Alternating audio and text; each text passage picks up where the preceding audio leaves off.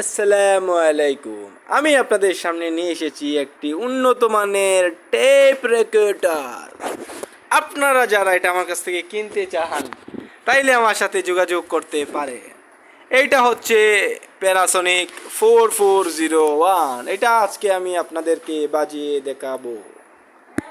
এটা খুবই উন্নত মানের এবং খুবই সুন্দর। আপনারা দেখতে পারতেছেন লাইটটা জোস হচ্ছে না, হয়ে গেছে। এটা আমি আজকে বাজিয়ে দেখাচ্ছি। অনেক সুন্দর বাজে।